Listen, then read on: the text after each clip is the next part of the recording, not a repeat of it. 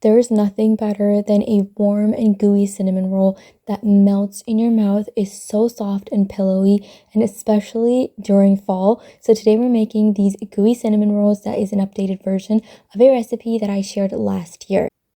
It's new and improved and a guaranteed foolproof recipe. I've made this 3 times already just this week, so let's get started.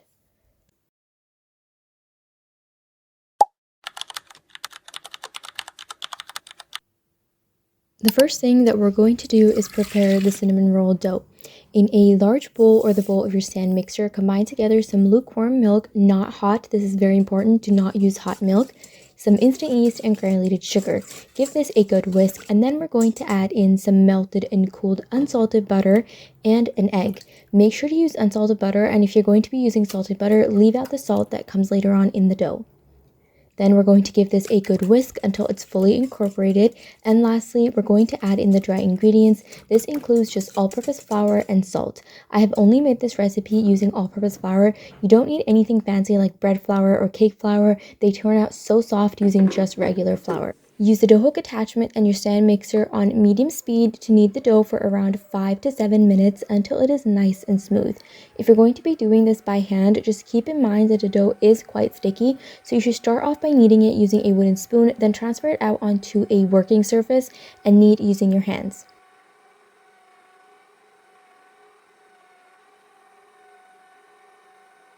This is what the dough should look like. As you can see, it is a bit sticky and tacky, so don't worry and do not add more flour at this point, otherwise you're going to end up with dense cinnamon rolls.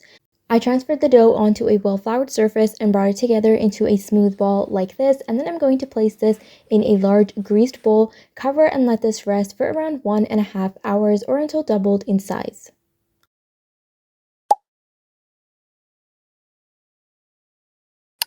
While the dough rests, let's make the cinnamon filling because this does need to go into the refrigerator. In a medium-sized bowl, combine together some brown sugar, melted butter, and some ground cinnamon. One of the things I changed in this recipe is that I'm using melted butter to make the cinnamon filling, and this is because it's so much easier to mix in the brown sugar and cinnamon when the butter is melted rather than when it is just soft. And since it's made really early on in the recipe, this is just going to be chilling in the refrigerator, and by the time we get to assembling the cinnamon rolls, it's going to set up into a smooth paste, making it so easy to spread onto the dough. It's been 1.5 hours and the dough has become so fluffy and doubled in size like this. We're going to gently punch it down and bring the dough out onto a well-floured surface.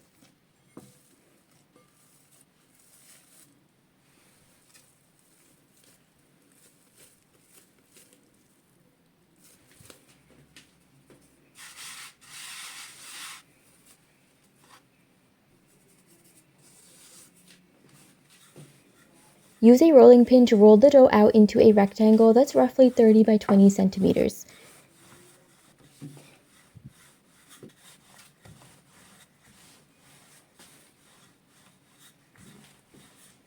Next, we're going to add all of the cinnamon filling on top, and as you can see, it has firmed up into the perfect consistency. Use an offset spatula or a regular spatula or even the back of a spoon to spread this out evenly all over the dough. The written recipe with tips and tricks, step-by-step instructions, as well as a printable recipe is available on my website, thefoodflamingo.com, and you can find a link to that in the description box below. I also have links to my favorite baking products that you can find in the description box below, so make sure to check those out. Now what we're going to do is tightly roll the dough upwards, starting from the long side.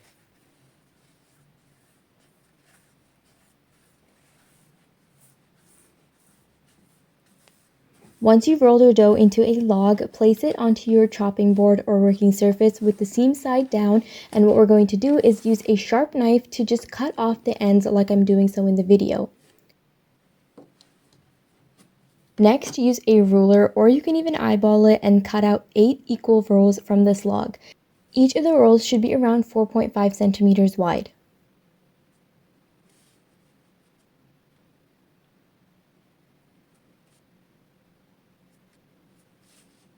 Now we're going to use a thread or a clean dental floss to cut the cinnamon rolls. This is a neat hack to cut the rolls without squishing them. Place the thread under the dough like I'm doing in the video and then pull towards opposite directions to make the cut.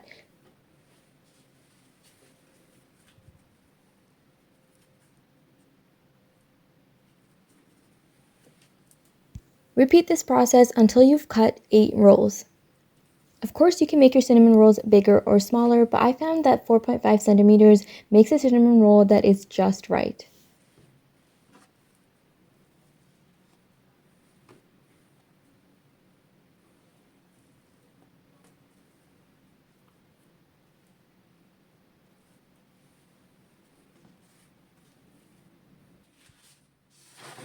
I have here a greased baking pan, and I'm going to place all of the 8 rolls in the pan.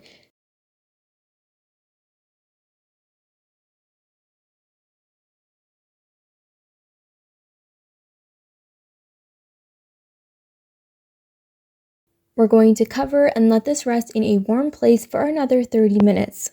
This step is very crucial, so do not skip it if you want pillowy soft cinnamon rolls.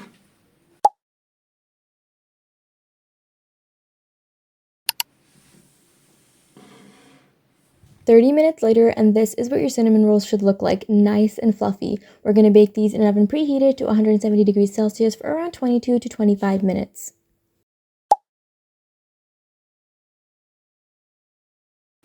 While they bake, let's make the cream cheese frosting. In a medium-sized bowl, combine together some room temperature cream cheese, some softened unsalted butter. As you can see, it should be very soft just like this. And then we're going to combine these two together until they're nice and creamy.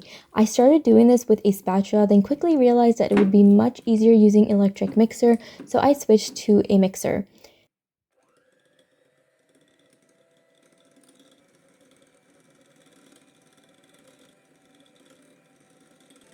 Once they're nice and creamy, we're going to add in the last few ingredients, which includes powdered sugar, milk, and some vanilla extract. Now, I used about 50 grams of powdered sugar, but you can add about 70 grams depending on how sweet you want your frosting to be.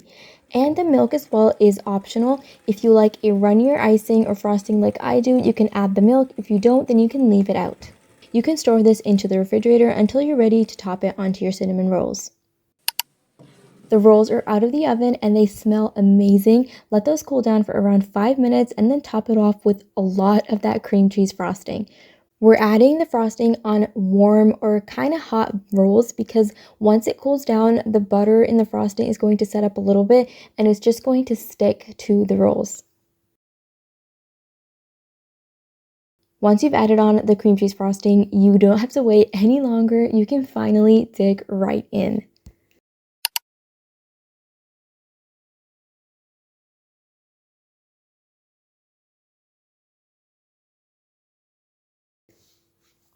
As you can see, they look perfect. The size is perfect, the texture is perfect, the sweetness is perfect, and the taste is out of this world.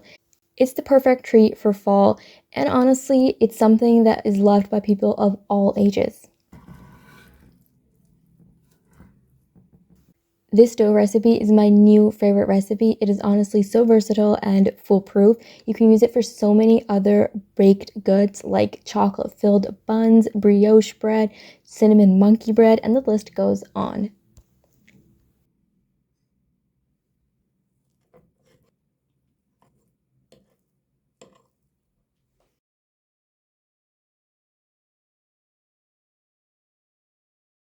If you haven't already, remember to subscribe for more easy and delicious recipes just like this one. Like the video if you've liked it and comment down below if you've tried this recipe or if there's anything else you'd like me to make. And as always, thank you so much for watching and happy fall baking.